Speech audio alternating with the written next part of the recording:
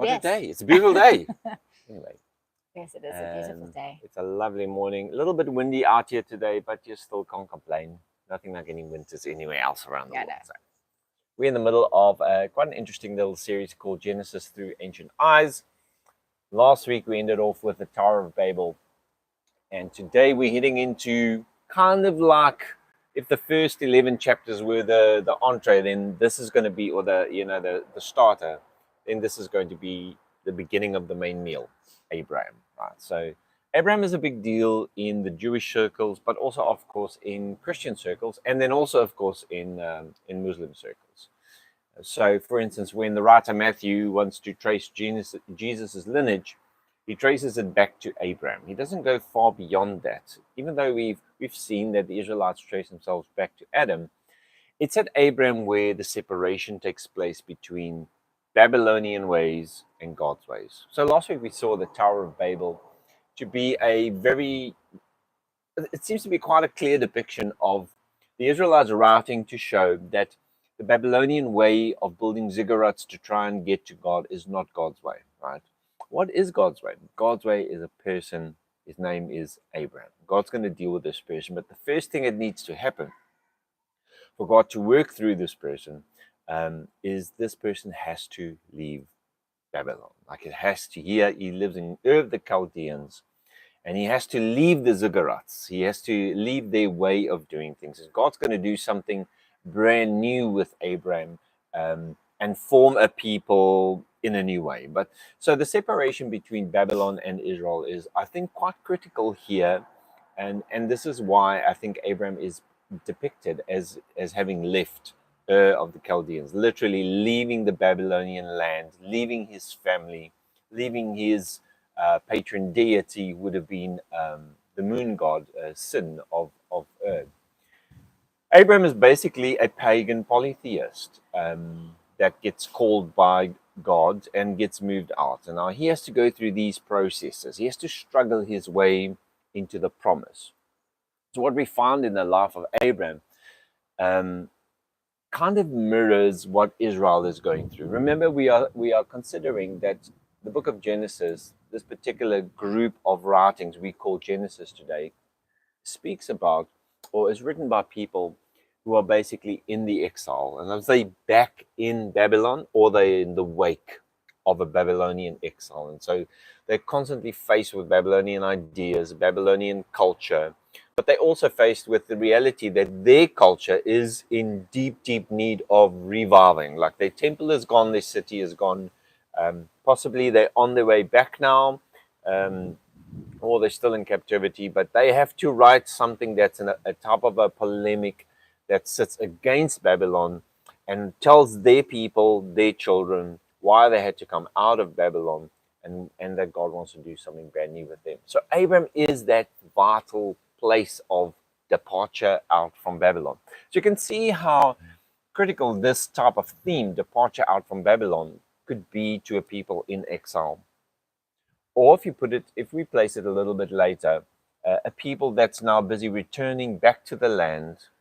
And historically, we know that not all Israelites actually came back to Babylon. Like a lot of them stayed in Babylon. So much so that one of the versions of the Hebrew Bible, I think it's called the Babylonian Talmud, eventually develops in Babylon. Like there's a huge contingency of Jews that stay in Babylon. So the call to come out and come back is mirrored in Abraham as they tell the story, as they finally shape the story for the generations to come, is that God will always call us out from Babylon and he will deal with us the way that he wants to deal with us, right? So today we then engage Abraham from chapter 12, and this lasts for about 10 chapters of Genesis. It's about a fifth of the chapter space, at least in the book of Genesis, but a very important part because it brings us out from that very early, almost mythic origin, theological writing, to now a person that we can concretely identify, or that they concretely identified their separation and identity with, Abraham. So it's with this Abraham that God then comes and he makes a covenant with this man. He didn't make that covenant with anybody else. By the time we get to Abraham, who separates from Babylon, God now chooses Abraham, tests him. We'll talk about that a little bit. He tests him, him, and then he starts making, he makes a covenant with him. In other words, I'm going to do something special with you, land and the people, but not in Babylon, in a new promised land, in a new area for yourselves. And you're going to become this massive nation. It's going to be blessed. And it's going to be like the stars of the sky and the sand of the shore. An alternative to Babylonian culture is going to be formed through Israel. So once again, just say, it makes a lot of sense when you think that the Israelites are writing this, or finally shaping this story back into the writing of Genesis. Okay, so my hair's going everywhere today because of the sweat now, so I'm going to keep on pushing it back if you don't mind. So in Genesis 12, we come to a major transition in Genesis. It's important to remember that all of these individual stories, Noah and the Ark, Adam and Eve, Cain, Abel, Tower of Babel, they are meant to fulfill a function in the overarching narrative.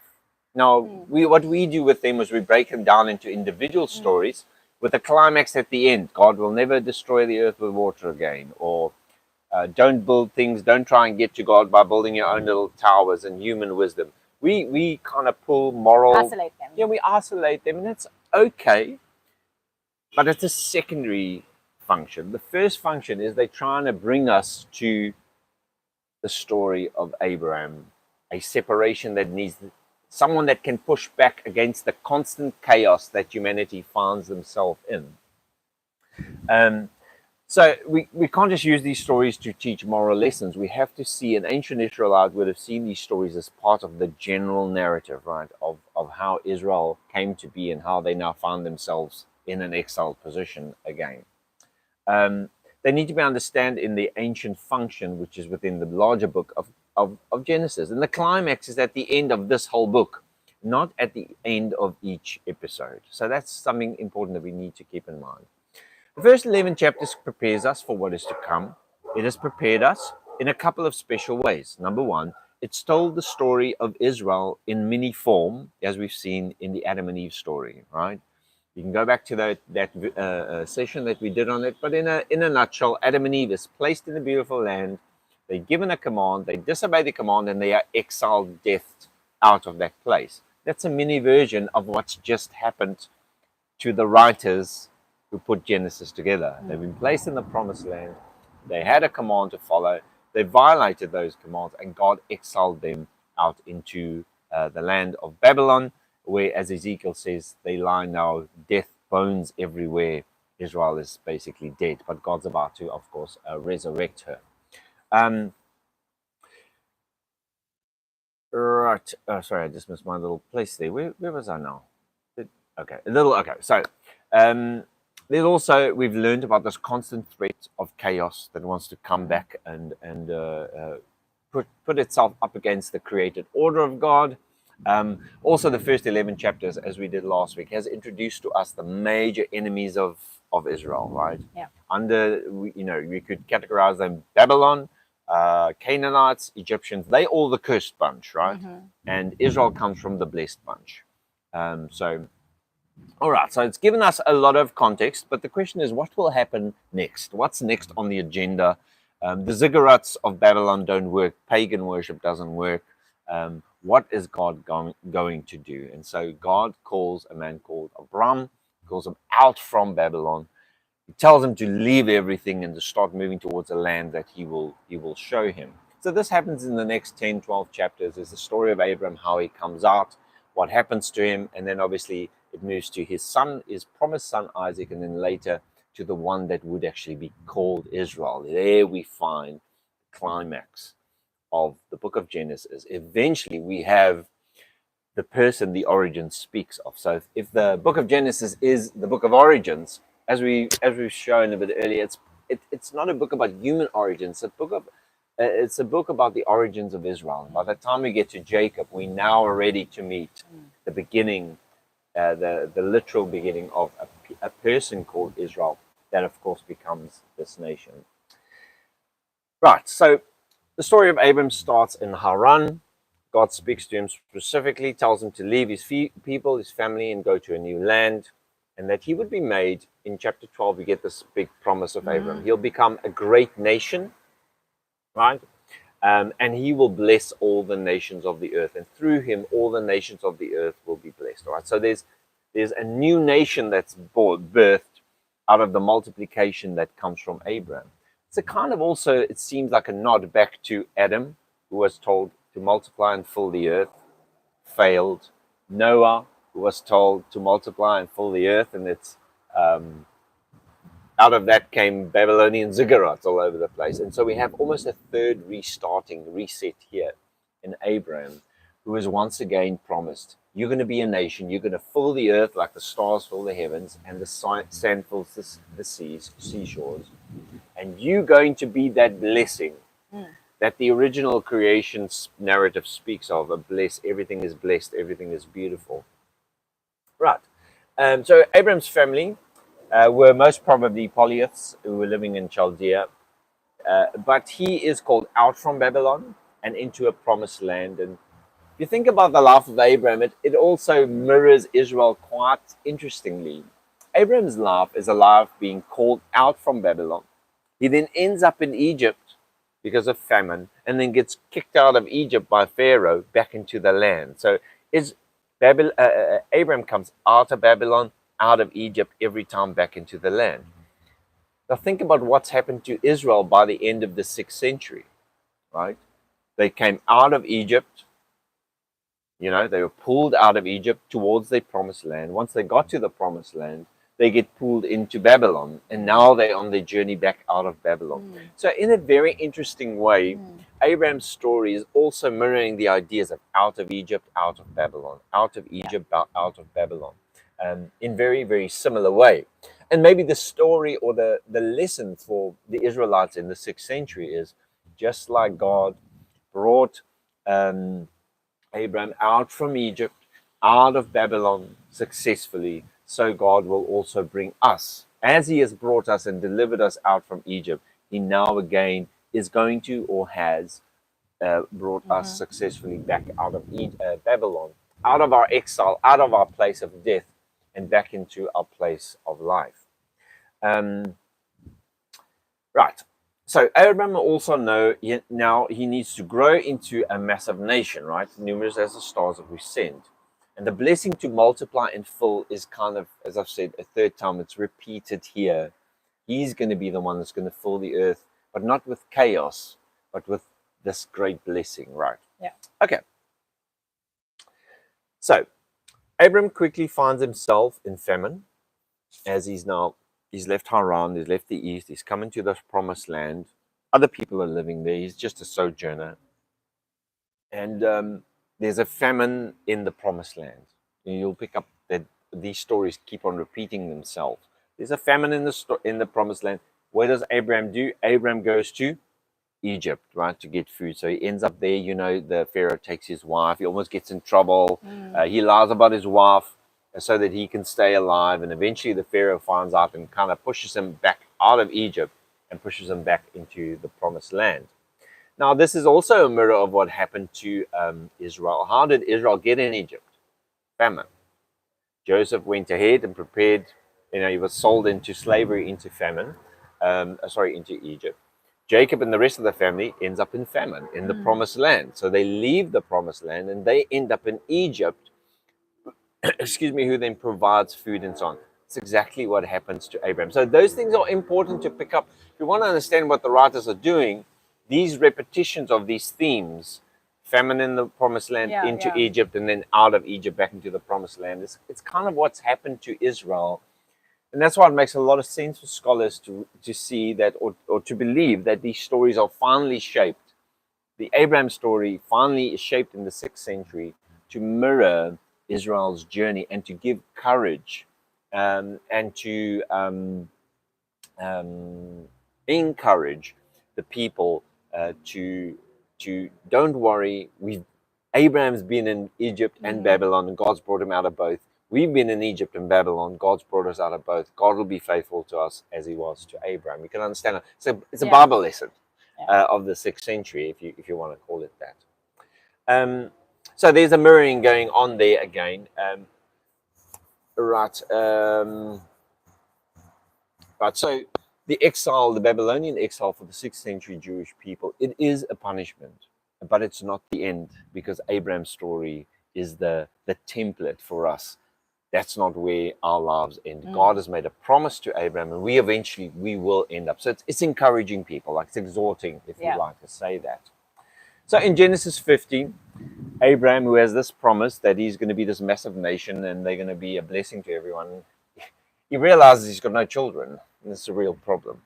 And so Sarah makes a plan. Sarai, I think she's called at that point. She makes a plan. She says, look, lay with Hagar, my maidservant, and let's have children like that. She, of course, Hagar, is an Egyptian. She has Ishmael. But it seems like this is not what God wants. God wants a son from Sarah and Abraham, right? And so, in a way, and maybe I'm running a bit ahead of myself, but in a way, Sarah, again, it's the woman giving a shortcut to the man of how to fulfill the promise. Seems to be a nod back into Adam and Eve, where it's exactly what happens in Adam and Eve. Eve takes a shortcut to knowledge of good and evil, pulls Adam into the story, and it causes a big problem, right? It's not the way that God wants. They're taking a shortcut into the promise, and they're not following God's way. Anyway, okay. So what happens in Genesis 15 is God promises, just jump back a little bit, God promises Abraham a son of his own, of course, and makes a covenant with him. It's a strange type of covenant. It seems like to be quite a one-sided covenant. It doesn't seem like Abraham has to do anything, but it's something that God's going to do for Abraham. And so in the moment of that covenant, they take an animal, Abraham takes an animal and opens it up, splits it up, and God has to come and walk in between the split open animal, and there's fire and smoke going on. It's like it's a torch type of smoking thing that moves up and down. It's told in the story that it's God moving between the two animals, and this seems to be an ancient ritual of how covenants could have been drawn up between two parties. But once again, there's ideas here of Israel, God splitting the Red Sea. They're moving in through the Red Sea, following the fire, the cloud of smoke, and the pillar of fire. It seems to be nods back to that account, or forward to that account. And then we find in Exodus 2, which is really quite close to the story, if you think in terms of the Torah, the Genesis, Exodus, Israel's deliverance from Egypt, split through the Red Sea, and then following this torchy, fiery, cloudy thingy. Seems to be some mirroring going on there as well. So when the Israelites later on then actually get out of Egypt, it is actually said to us there then in the book of Exodus that God delivers them because of what he promised Abraham. Like, it's really connected. The exit from Egypt for the slave Israelites and the Abrahamic covenant, the promise God makes Abraham, the writers connect them directly. Like, the exit from Egypt is due to the covenant that was made to Abraham. So they're connected in quite strongly. And so the Israelites were free now. After the Exodus, they were free to enter their land of promise. It's a thing that was promised to Abraham. The promise is about people and land always for Abraham, and then becomes that also then, of course, for the Israelites.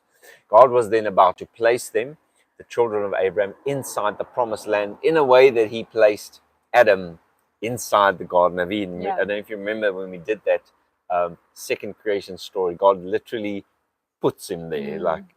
It's very like it's animation. And what would be the noun for animation? That is a noun. Anyway, he takes him and he places him there. So it's the same type of themes that it seems that's going on. But first, as we've just said, there's almost a forbidden fruit scene where Sarai makes her own plan. She has this boy, Ishmael, born by Hagar. And it seems to be that Adam listens to the voice of his wife, Abraham, listens to the voice of his wife, taking a shortcut. Once again, the wife she's the baddie, always misleading the man. Typical. Who's full of faith and strong and just wants God's way, but if it wasn't for his wife, he would have been there a long time ago. It's a typical theme we kind of pick up with these things. And you have to understand it's written from patriarchal views as well. Yeah. Unfortunately, those notions eventually end up in our early church father traditions, that the woman is almost always promiscuous, open to the voice of the devil a lot more Yeah. than what a man would be, and that all just carries on, and it's unfortunate. Well, the thing is this, that Ishmael is born, but Hagar is Egyptian, and how can the promise come from the Egyptian? Can't be. They the cursed guys. They are slave owners, or slave masters. It can't be, and so there has to be another solution to this whole thing. Nevertheless, Ishmael gets his own and the descendants of, which, as we know now, is like the ancient um, heading for Yeah. a change in direction, or a section heading in ancient book of Genesis. But at the same time, also God rescues him and God's with him. There's a promise over his life of what he will do and what he will accomplish. So it's not like it's just completely cast aside. I think most people agree that this is kind of where origin story of the Eastern nations, or the Arab nations. I'm not sure how true that actually is. We were taught that, but I haven't really investigated that too much. The point is that the promised son is not Egyptian. Egypt is not the final resting place for the people of God, for Abraham or for Israel. Egypt is not the final source for both of them. Although, very interestingly, when Israel leaves Egypt through Moses, they come out with a whole bunch of loot. I don't know if you've ever read the story. Like, they come out with stuff, like they're filthy rich for leaving Egypt. And coincidentally, the parallel in Abraham is the same. Abraham, when he then gets kind of kicked out of Egypt because he told Pharaoh that Sarah was his sister, he leaves with a whole bunch of loot. There's a lot of parallels like that that we find. Right, Sarah is not happy with Ishmael, and she drives him and his wife and his mother Hagar off into the wilderness. He's not the promised son. The promise has to come through Sarah. And then that will eventually bring us to the birth of his son Isaac. But first, we need to just deal with an anachronistic part of this little section. Now, we've identified quite a number of these things already. If you can recall, things that are written into these stories from a 6th century perspective that tells us, gives us an idea that they were actually written from the 6th century. It's some of the nods to the 6th century. One of these is found also in these couple of chapters about Abraham, and it's the idea that Abraham followed the law of God. Now, as a casual Bible reader, if you think about that just for a moment, you'll realize Abraham lives in a time which was way before the law, right? If we use Bible chronology, we're talking about 600 to 800 years before there's ever a law. So what law is it talking about? Now, I've come across that quite a bit, and as a pastor, and I just never really knew what to do with it. And I had my own little theories, but I think for the first time now, I realize what's going on. The writers are writing as if Abraham is one who would have kept the law, because they're trying to encourage and bring their people of the 6th century to follow in the footsteps of Abraham and to come back to the law of God. Because not obeying the law is the reason they got chucked out of the promised land in the first place. So let's just have a look at this very quickly. 13 years after the Ishmael incident, Abraham was about 90 years old, and God gives him a reminder of his promise. But something is added, a sign. The sign of circumcision is added to Abraham. And this will be a sign for Abraham and his descendants that God is making an everlasting covenant with them, right?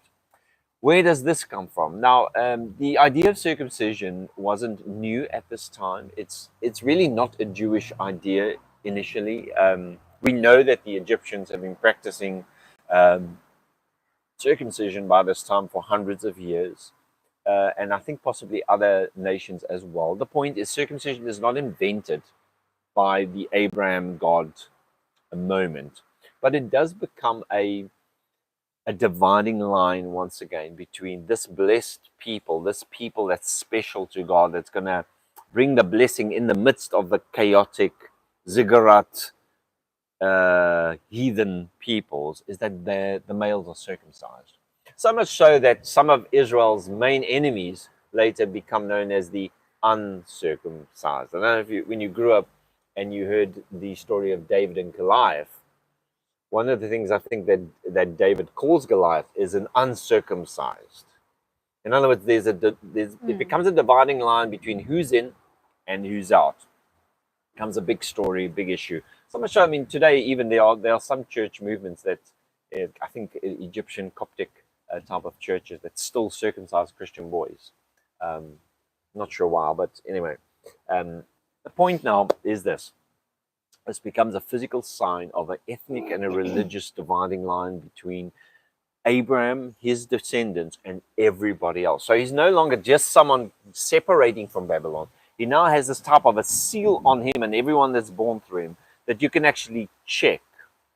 They didn't care too much about the women, but they could check the men and see whether they were the blessed, the ones who were going to bless the whole earth. So it becomes a real physical phenomenon with them.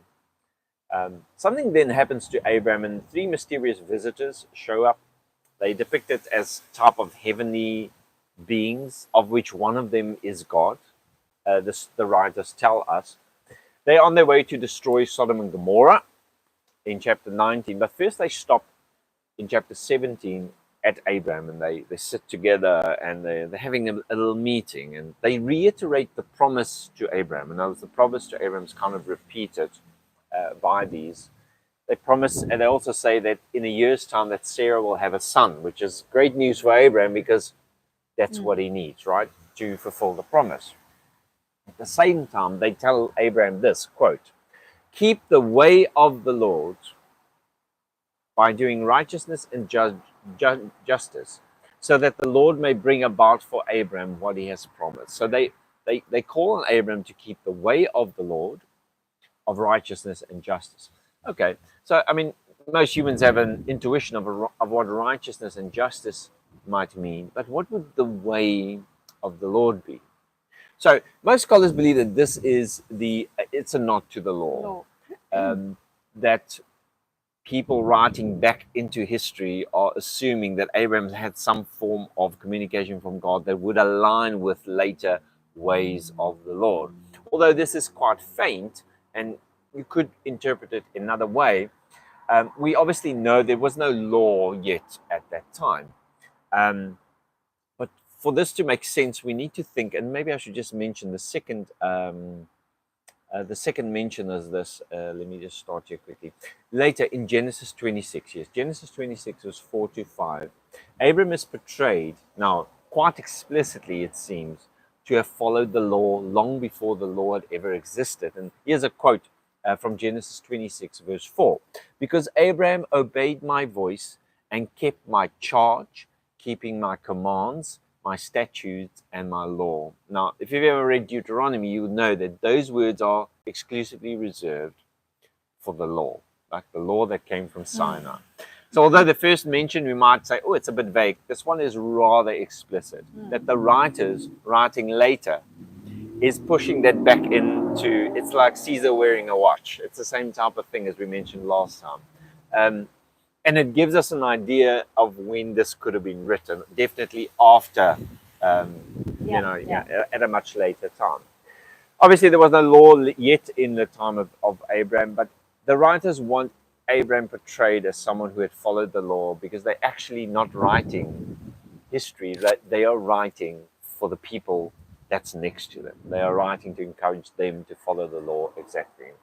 All right, so to be clear, the Israelites did not just make up stories. Abraham's story is not a pure fiction. That's not what anybody actually is saying. I don't think there might be a fringe amount of scholars that are saying that the Israelites in the 6th century made up all these stories. I don't think that's what's going on personally. But it seems quite clear that they are building on ancient stories. Maybe they were written down, maybe they were oral stories. We're not 100% sure. But these stories are given a shape in the 6th century, right? Their final shape, the one we kind of like the ones we have, to help the Israelites to make sense of their own identity through their national crisis and exile. They're calling them back to the law. Abraham is the example. They're calling them out of Babylon. Abraham is the example. They promising, they are putting forth the idea that as God delivered Abraham from Egypt, Babylon, so God delivered them from Egypt and now will also deliver them from this Babylonian culture that approaches God in the wrong way, that has the wrong origin stories of the formation of the cosmos, that has the wrong stories about why God flooded the world. So it just becomes quite clear that we are dealing with a later document shaping earlier stories, but for the benefit of the people. And this is often what happens with people that write theologically, using history, is they really are writing for their own people and from their own perspective. Their own perspective dominates what they talk about. All right, so this is Abraham, law-abiding Abraham. Has Isaac with Sarah, and it's an amazing thing. It's obviously a miracle. And half son, the Egyptian son, he goes out. He can't have anything, so he's driven out by Sarah. In Genesis 21, we finally have the birth of Isaac, right? From Sarah, and this is after decades of waiting and waiting and waiting. You would think at this point that things will get easier, but they actually don't. They really get harder now because God is about to do something that nobody would ever expect. Not even Abraham, and actually not even me. He's about to tell Abraham to go and take this son of promise that he promised, Isaac, the one through whom all these blessings and promises have to be seen to come to being, into being, and he must go kill him. Right. Now the story has a happy ending, but it's a disturbing story. And the reason why it's rather disturbing or confusing is later in the book of Kings, we are told that God hates child sacrifice, right? And it seems pretty clear that a 6th century Israelites would have been against, at least the narrative in the scriptures of that time is that God and the Israelites would be absolutely against child sacrifice. That's something the pagans did. We know that Israel from time to time, missed the way a little bit and they ended up sacrificing some children maybe at some points. It was done in the ancient world by pagan nations, but it's not something that was looked at from an Israeli point of view and said, oh, that's amazing. So it's a really confusing story here because the God who hates child sacrifice is demanding child sacrifice. From a modern moral perspective, it's a real issue. It's a real issue. How do we deal with this? What do we think about this? And once again, the answer is we need to consider what an ancient Israelite would have understood from the story of God asking for a firstborn son, Isaac. All right. So, something that you might or might not know is that the idea of the firstborn belongs to God is something we find in the scriptures. We find it in the later writings of Leviticus and so on and so on. So something that was instituted after the law was given is this idea that all the firstborn of the living basically belong to God. So what was required by God through Moses and the writers of the law, Israelites, all firstborn, sheep, cattle, any form of animal is God's. What do you have to do with it? You take it, you cut its throat, right? You kill it, right? When it comes to the children, this is the important thing. They also belong to God. In other words, technically, you need to cut their throat. You need to sacrifice them. Yeah. But the exception was made like this. You don't have to kill your firstborn children, but you can redeem them with an animal. So you can take in their place one of your animals and sacrifice the animal as a substitution. Later, this became the idea that the whole tribe of Levi, God took the whole tribe for himself so that none of the firstborn children in Israel had to die. And so the tribe of Levi ends up being the ones who service in the temple. That's God's way of taking them for himself, so that all the firstborn children are okay and they don't need to be touched anymore. So this idea that the firstborn belongs to God, we saw that written back into the Cain and Abel story. But we're also quite aware that this is also, once again, not something that was invented by the law of Moses. This is something we find in ancient cultures, some ancient cultures, long before the writing of the Bible, So it's really, it's ideas that were already circumcision, first fruits, the idea of the first fruit offering, the idea of tithing, the idea of an atonement sacrifice. These things are in the culture of ancient people before they found their way into the Bible eventually.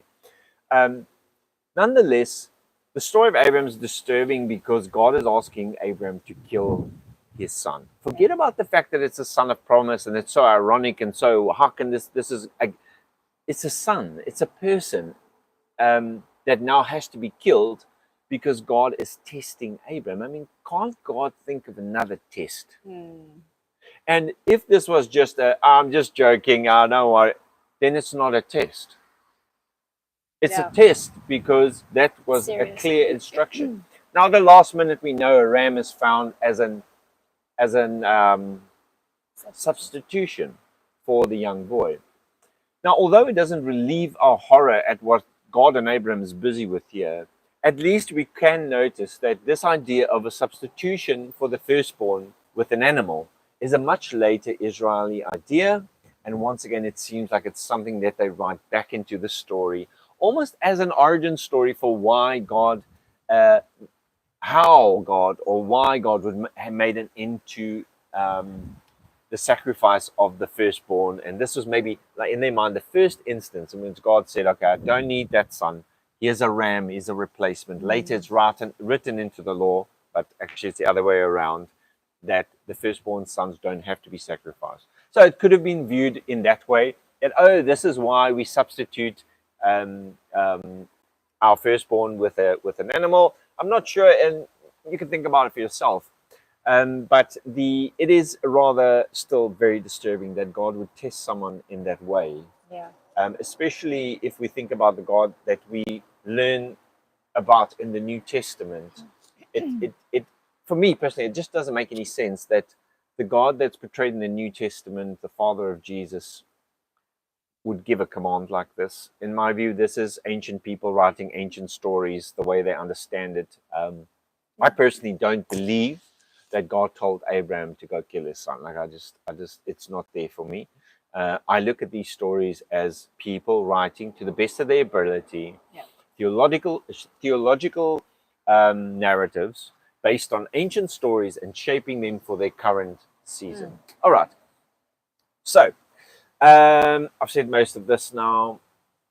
So we just have to consider the viewpoint. When we look at this story, we have to consider the viewpoint that this is ancient, later Israelite thinking, writing back into the past. The Israelites were against child sacrifice, but the firstborn still belonged to God. It was redeemed by animals. Like I've said, all of that.